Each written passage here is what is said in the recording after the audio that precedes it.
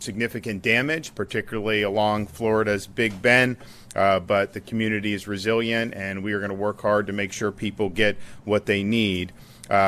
Urban search and rescue teams, National Guard, Coast Guard, Florida Fish and Wildlife, Florida State Guard have been involved in search and rescue efforts. There's still reports rolling in, but as of last night, there were approximately 40 successful rescues made, including 29 by the Florida National Guard. Our Fish and Wildlife officers assisted with the medical evacuation yesterday, and they are conducting high water and welfare checks. These efforts are continuing, and they will continue until there is no longer a need. We are working hard to restore power across the state of Florida. As of 6 a.m. today, there are approximately 146,000 power outages reported across the state, but power is being restored quickly. Thus far, 420,000 accounts that lost power during the storm have been restored, and the bulk of the outages at this point are in that Big Bend region, a lot of the rural counties that bore the brunt of the storm, and those are counties that will have co-ops, and they are working to accept the mutual aid from the linemen that we have. All the linemen that were here, the tens of thousands, they are here still. They have not been released, and they're going to be working on particularly that area to get people back. There's parts of it that are 100% out, like in Taylor County, and so that is priority number one, to start getting those reconnected. Now, some of that stuff may require more than just connecting the power lines. If you have real significant structural damage, if there's damage to a substation, that requires a little bit more. But Kevin will probably provide a little bit of an update on that. But the reality is we've got a lot of people on the ground, and this is a really, really big priority. Also, priority has been clearing impacted roadways. Florida Department of Transportation, has cleared the vast majority of impacted roadways. All state bridges, including the Cedar Key Bridge, have been cleared, and that happened within 12 hours of landfall, so we really appreciate them doing that. The 15-mile stretch of I-10 that was closed yesterday in Madison County was cleared and reopened last night, and so that is open today going forward. We have requested from the federal government a major disaster declaration for all 25 counties that fell under the hurricane warning. This will allow us to start debris removal and will provide funding for individual assistance, which includes shelter and temporary housing for impacted individuals. Schools, we're going to have 30 of the 52 districts that closed during the storm are open today, and an additional 8 will be open tomorrow. And our Commissioner of Education, Manny Diaz, is working with those Big Bend counties to get them back up and running as quickly as possible. We're also fulfilling missions for counties. There have been 1,100 missions that have either been fulfilled or are in process of being fulfilled. So the things that may be necessary, particularly in some of these hard-hit areas, fuel, water, MREs, tarps, all that stuff, we have an abundance of, and we'll be providing that as needed to the affected communities. If you want to help out, there is a way to do it at the Florida Disaster Fund. This has already raised millions of dollars. We would love to be able to raise millions more to help those hard-hit areas. And you can go to floridadisasterfund.org, floridadisasterfund.org, if you would like to make a contribution. I know we've had a lot of folks in the business community express interest in doing that, and we certainly would welcome that, and it'll make a big difference for people in this time of need. We're going to continue working and doing whatever needs to be done to get people back on their feet. I'm going to be traveling down, touring some of the hard-hit areas like Cedar Key and Steinhatchee and some of the other areas to get assessment. We were not able to access those areas yesterday cleanly. Now we're going to be able to do it, and we will report back on what we see and any actions that will be necessary as a follow-up. I want to thank Administrator Criswell for being here, and I'm going to turn it over to her, and then you'll hear a report from Kevin Guthrie. Thank you, Governor, and good morning, everybody. First, I just want to express our commitment, the federal government's commitment to continue to support the governor and the team here in their ongoing response and then the recovery efforts here in Florida. We have received the governor's request for a major disaster declaration, and that is in process right now. And as President Biden has stated in numerous phone calls, we are committed to bringing the entire federal family in here to continue to support. We do have our urban search and rescue teams and our great partners at the Coast Guard that have been assisting with some of the initial search and rescue efforts around the way. Why I'm here today is to join the governor and see firsthand the impacts that the communities have had so we can determine what level of assistance and what other programs we'll need to bring in to help support those people that were in the storm's path, help them on their road to recovery. And so what's next is we are going to see what this damage is. We are going to process the governor's request for a major disaster declaration as quickly as possible. And we are going to make sure that we always have the resources here from the federal family to support the current efforts, but also the ongoing recovery efforts that may be needed in these communities that were impacted by Hurricane Idalia. Thank you. Kevin. Thank you, sir. Once again, Governor, thank you for your leadership. I appreciate everything you're doing for us all. I'm going to have a couple of graphics to go over today, but one of the things that I will start with is pick up where the governor left off on power. We have every available resource in there. We have talked to Duke Energy. Duke is working with the co-ops locally to make sure that we have every available lineman in that area, making sure that we can get that power back on. I think some things to set some expectations. This infrastructure grid is completely different than the infrastructure grid that is in Lee County, Fort Myers, and that greater Lee County area.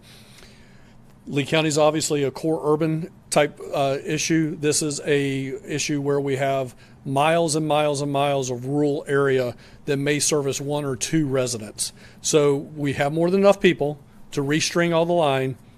But again, it's going to be a little bit different look, a little bit different feel. We may only be able to bring on a handful of customers with a 10-mile stretch of line. So we are going to do it. We're going to get it done. I told the governor we're going to try to get the majority of people back on in the next 48 hours. But we will be constantly in contact with Duke Energy, Melissa, and then Mike Borkland with the Florida Co-op Association. Today I want to talk more about what it is that you should be doing now that the disaster has hit and you are getting ready to start taking your debris to the edge of the roadway. It will help us immensely. It'll help your local governments immensely, the solid waste individuals, if you will separate your debris at the roadway. When you put it at the roadway, number one, don't put it in the road, put it at the road's edge. We need to be able to get up and down the roadways with emergency vehicles and other crews as we need to. So make sure you separate your interior debris removal. These are your sofas, your couches, the bedding, things of that nature. Put it in a pile. Put your muck and gut. So what do we talk about muck and gut? This is the mud that came in your home. This is the wet sheetrock, the wet carpet, the wet materials, all of those things that are wet that you're taking out of your home, you're cutting out of your home, you have a contractor cutting it out of your home, maybe you have a volunteer organization cutting that out of your home. We're going to want that in a separate pile. We want to make sure that all of your vegetation is in a pile. We want to separate white goods. White goods are your appliances. Make sure those are in a separate pile. And then the last pile that we talk about is your clean and sanitized household hazardous waste. If you've got cleaning materials or something like that that have become damaged, this includes paint cans, anything that has some type of hazardous situation to it. We're going to want that in a separate pile. So please make sure that that is all done. When you got those flood structures, if you're doing it yourself, highly recommend that you go probably 6 to 12 inches above the watermark. Before you do that, take a picture of it. Make sure you take a picture of that internal watermark inside your home. Take a picture of it outside your home. But make sure you go above the line. Don't go right at the line. Go above the line. You're going to want to dry out those studs. Make sure you clean those studs appropriately before you start sheetrocking back in. Again, clean and sanitize everything. I was talking to the Deputy Surgeon General, Dr. Ken Shepke. You don't want to be walking around in brackish water. There are, diseases and whatnot that can be in that particular water. You want to make sure that You clean and sanitize everything in your home, so please make sure you do that, and then reinstall and replace as needed. So we're going to talk more in the coming days about recovery things and recovery tips that you all can do better for yourself at the house, and how to get that stuff accurately to the road's edge. We have received more than 1,000 missions. And the men and women behind me in this room are either actively coordinating or have completed those 1,000 missions. We have completely closed out 275. Now, I don't want you to think that we have, well over 800 or so. They're just kind of flailing around out there. What that means is when we say it's completed, that means it is completely done, demobilized, back home, and we are actually doing invoices and paying for that. So completed means it is completely done. It doesn't mean that people are still mobilizing and getting to wherever they need to get to. It means that it is completely closed out. Search and rescue operations remain ongoing with the support from the Florida National Guard and law enforcement partners. I want to thank the general staff, also Executive Director Roger Young's staff at FWC.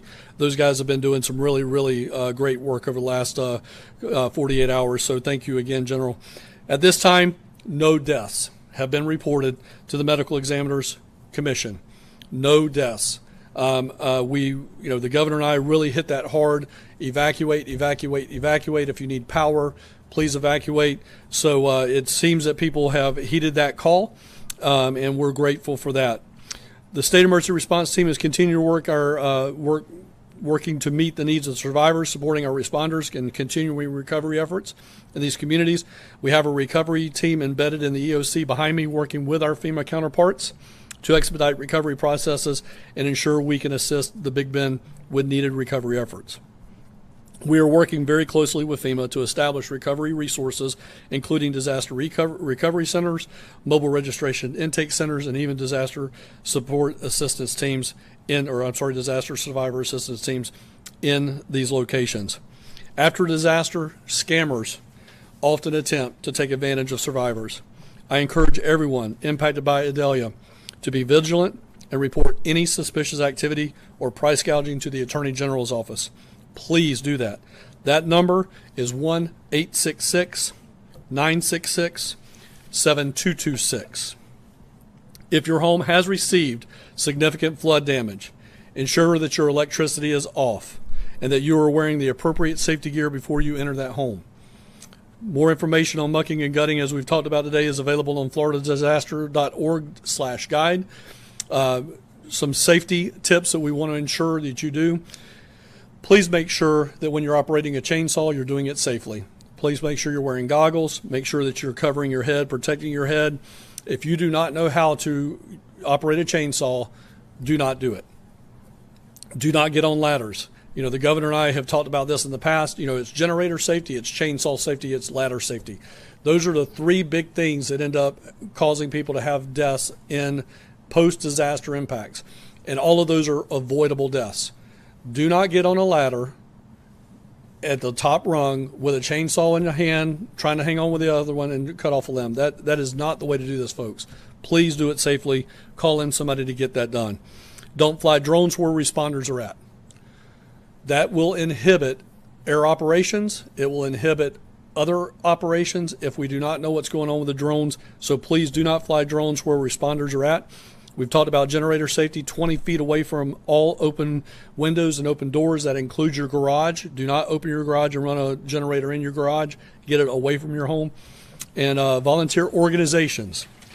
Volunteer organizations are your best bet for getting assistance on chainsaw operation, debris removal on your private property.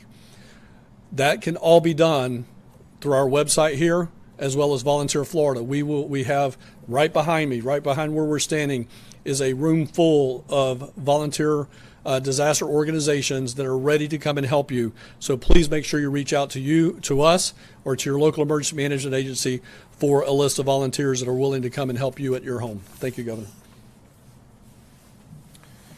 And I just want to reiterate something that Kevin said about the evacuations and listening really to the local officials. I think those officials in those really hard-hit counties, I think, did a good job. I think citizens responded very appropriately, and then to be here where you have a storm hitting close to 130 mile an hour, just under a Cat 4, and not, as of now, have any reported fatalities, it's probably something that most people would not have bet on, 4 or 5 days ago, knowing how strong the storm was going to get. So my hat's off to the people on the ground there who did a good job. And also, just it should be said that this was a pretty solid forecast. If you look, we were back here this weekend, and it was a Big Bend impact, and there was a little variation along the Big Bend, but the bottom line is these forecasts were pretty doggone accurate, particularly compared to what happened with Hurricane Ian, where we went in a matter of 48 hours to potentially having a Big Bend impact, and then all of a sudden migrating all the way down to Southwest Florida. This one was there, it was keyed in, and it was very, very accurate. So I appreciate that, and that was great. Okay, do we have any questions? I know damage assessments are ongoing, but is there any damage you're finding to state buildings, including prisons, in the path? I don't think so. Do we have any? Not reports yet. I mean, so, the storm just went through yesterday, so I think today will be an important day to be able to get around and look at everything and get a better assessment, but there's not been any specific report about any state buildings. Describe the damage that you saw yesterday and compare that to Hurricane Ian last year. Well, what I saw was just a lot. I mean, there's a massive amount of debris because you have a lot of trees in this part of the state. And there were trees knocked down. They would knock down power lines. There were branches and all kinds of stuff kind of everywhere. You did see structural damage to buildings. I saw roofs torn off of businesses. We saw other types of hurricane damage. There's no question. Ian was different because where that hit, you saw the boats. It would take boats and move the boats, hundreds of yards, even thousands of yards, and they'd just be in the middle of a field somewhere. And you're like, how does that happen? And so that was, I think, a level of power that it came in basically at a Category 5. And then it was in a much more populated area. So more opportunity, I think, to have destruction, whereas I think this one, there was definitely a lot of destruction, but it was so much debris and so much woods, and that's just going to require a lot to be able to clean all that up. It appears that most of the power outages are in about 6 to 8 counties, and the state believes that we can have power restoration within the next 48 hours. So the outages are primarily the Taylor, the Madison, a little bit of Levy, Sewanee, Dixie, Wakulla, those types of counties, basically right in the path of the storm. And so what Kevin said yesterday is that there will be significant progress within 48 hours. I don't think that we'd be in a position to say that it could be fully restored just simply because if there's structural damage, you're going to have to rebuild some of that stuff. If it's reconnect, we've got the people there. That's going to be able to get done. If it's rebuild, there's just more that goes into that. But suffice it to say, for the number of customers that are out, to have 146,000 out and us to have tens of thousands of additional linemen, that's a pretty good ratio. So I think people could rest assured that there's a lot of resources being put on this mission to be able to get them up and running as quickly as possible. Just to be clear, did the state ask FEMA for the for 100% reimbursement on Cat A and Cat B, which is the debris removal and extra help and whatnot? What was our request for? Our request at this time was for an expedited major assistance declaration, and then we will write. Once we get that, then we'll go back into writing letters about requesting additional assistance. Yes. All right, well, we're going to head down. The administrator is going to join us, and so we're going to hit a lot of the most significantly affected spots, and then we will be back in Tallahassee later today. But I just appreciate everybody who's working hard on this. There's still a lot of work to do, but there's been a lot of good stuff that's been done, so thank you.